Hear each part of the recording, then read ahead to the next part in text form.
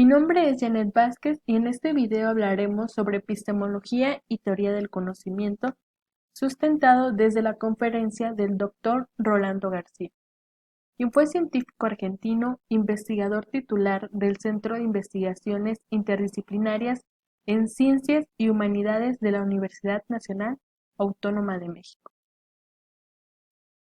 Abordaremos las características principales de su aportación. En él aporta textualmente: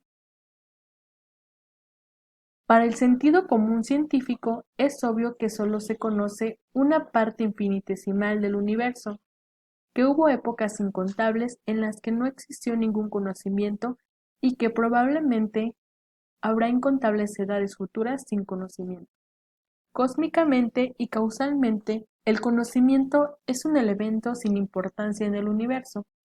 Una ciencia que omitiera mención de su ocurrencia solo padecería desde el punto de vista impersonal de una insignificante imperfección.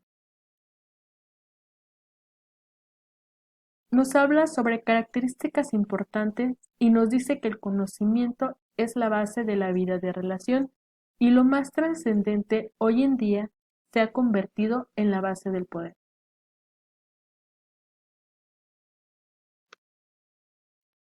Pudiera ser una comprensión general y tendría que hablar de diversas partes del mundo, como son Asia, China, India, África, pero se va a enfocar desde el inicio en Grecia, en donde la filosofía, la religión, la magia, la superstición y la ciencia empezaron mancomunadas en un mundo de comprensión y de coexistencia.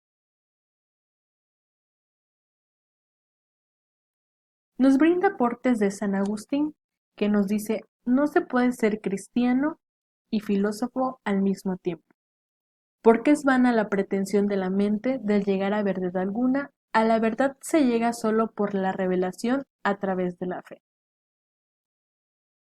Nos habla de Santo Tomás de Aquino, en el cual advierte que no es posible mantener la total dominación de la teología en la interpretación de los fenómenos de este mundo terrenal, e introdujo la doctrina de la doble verdad, en la cual existen dos verdades: la verdad de la religión y la verdad de la razón.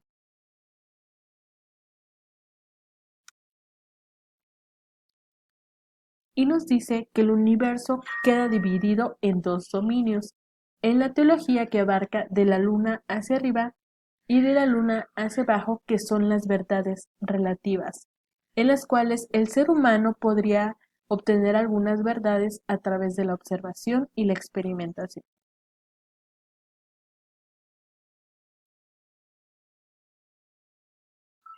Llegando a hablar hasta el Renacimiento, en el cual se inicia un proceso social, económico, político y religioso, que va incluyendo las reformas de la Iglesia y que van a conducir a la revolución científica y que culminará en la segunda parte del siglo XVII con Newton.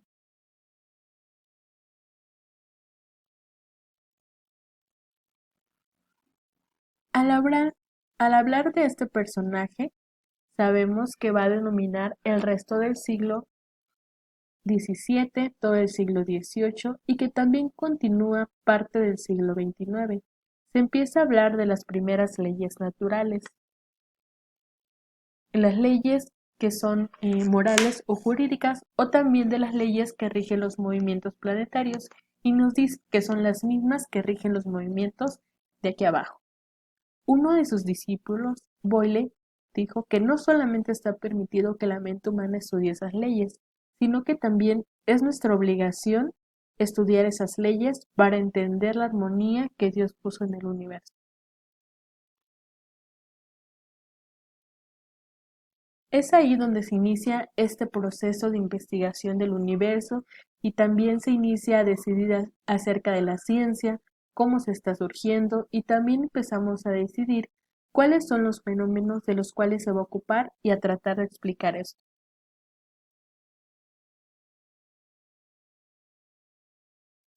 Llegando hasta la filosofía moderna, en el cual encontramos al padre de la filosofía, Descartes, que nos menciona que se hace un acuerdo tácito en el cual se dividen las tareas. Una es la ciencia se va a ocupar de explicar al resto de la humanidad las leyes naturales y la filosofía le va a explicar al científico qué es lo que sus teorías quieren decir.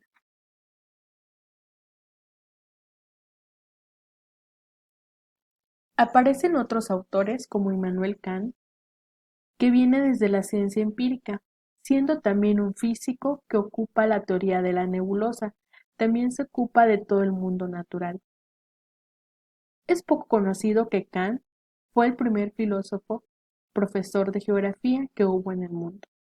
Su primer cátedra la dio en Alemania. Es un hombre genial que se ocupa de una multitud de temas en este proceso. Hume, empirista más flexible y más lúcido que los anteriores analistas, habla sobre la ciencia y de lo que pasa, y pone en tela de juicio todo lo que se ha dicho sobre causalidad.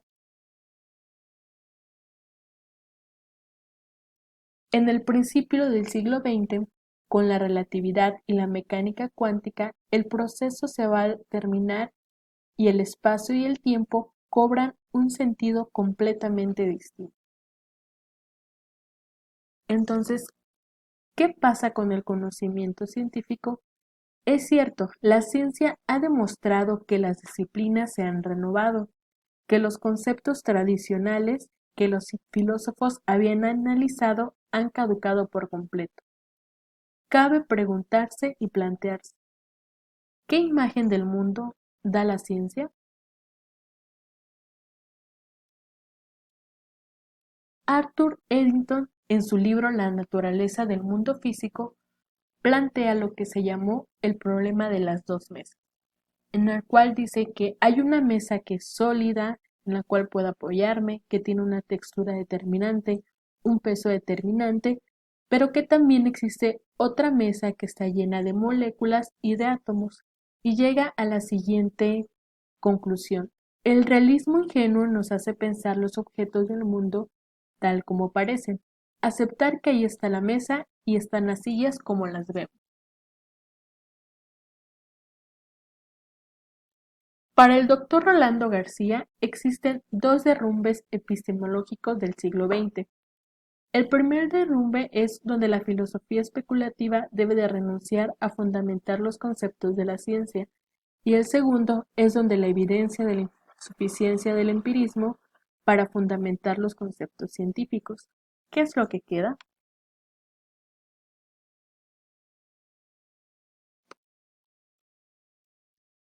En el libro Psicogénesis, Historia de la Ciencia, el doctor Rolando y Piaget realizan el tema mecanismos comunes, las cuales realizan comparaciones que generan los conceptos en la psicogénesis en los niños y cómo se generan los conceptos en la ciencia.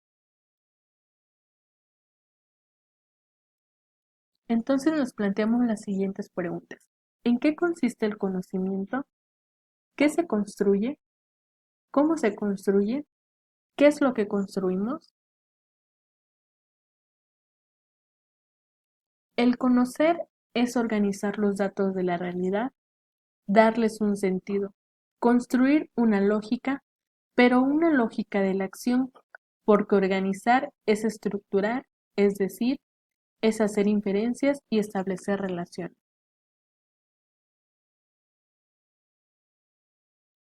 Contamos con una teoría que nos permite concebir el conocimiento como un proceso continuo, que al nivel individual se desarrolla desde el nacimiento hasta la edad adulta e incorpora al nivel social el desarrollo de la ciencia. El doctor en su discurso utiliza diversas ocasiones la palabra conocimiento, sin intentar definirlo, por la simple razón de que no hay definición de conocimiento. El conocimiento y en particular el conocimiento científico es un producto social y no tiene más definición que la que le otorga el contexto social en la que se genera. Entonces, ¿en qué consiste la ciencia?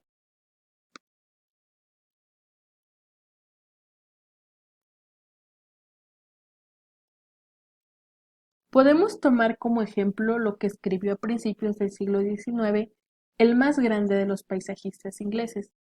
Consable afirmó que la pintura es una ciencia y que las pinturas, los cuadros pintados, son el experimento. El doctor Rolando García nos hace una aportación en la cual debemos de conocer a Nelson Gottman en su libro provocador La forma de hacer construir el mundo. Gottman contrapone las consideraciones puramente racionales con otras maneras de concebir el mundo.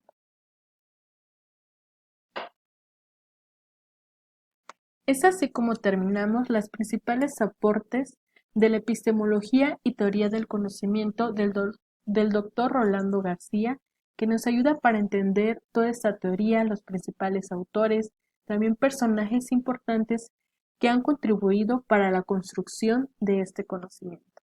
Muchas gracias.